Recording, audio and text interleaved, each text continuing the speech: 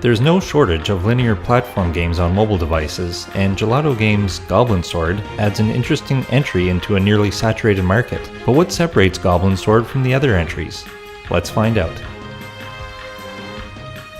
There are several worlds consisting of about 18 levels in each area. The levels are completed in a linear fashion, with the next level unlocking after defeating the one before it.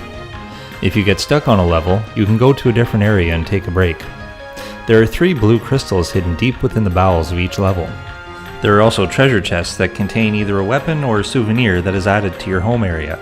The souvenirs are useless, but act as sort of a trophy, while the weapons and power-ups are extremely helpful in completing the game. These items are hidden throughout the levels, and finding these hidden areas can be tricky. Some walls are hollow and can be walked right through, but this isn't obvious until you walk right next to them. The controls are well laid out and can be fully customized. If you find the controls difficult to see, you can control the level of transparency by swiping a slider left or right. The B button is used to jump, and the A button activates your weapon.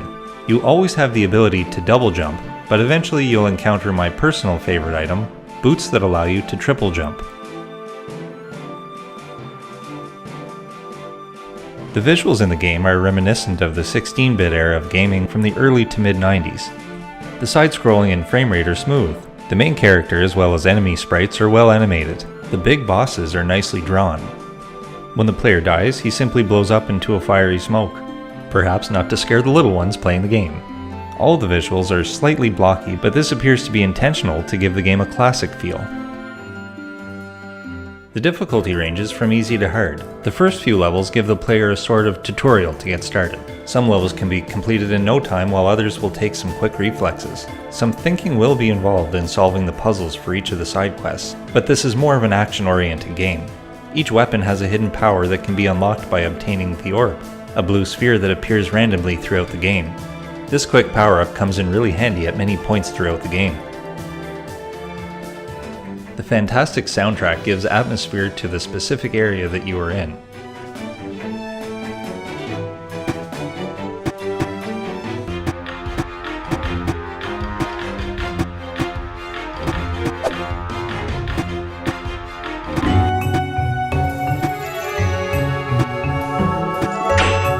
The sound effects are consistent and match the expected action. The title screen simply has the sound of wind blowing, which I find sets the tone for the quest that lies ahead. There are 46 side quests and multiple endings, making the replay value of the game very high. Even if you beat the game, you can go back and finish up the mini quests. The power-ups obtained after collecting a lot of coins make the game easier and more fun to repeat. Once you complete the game, you have the option to reset and start from the beginning, although I would have liked to reset the game and keep my power-ups. If you're in the market for an old-school game that stands out among the crowd, look no further than Goblin Sword. Goblin Sword is available exclusively for iOS. The action-oriented gameplay, combined with the old-school graphics and challenging puzzles, make this game well worth the $1.99 price tag, and that's why I highly recommend downloading it today. From 2D Game World, thanks for watching.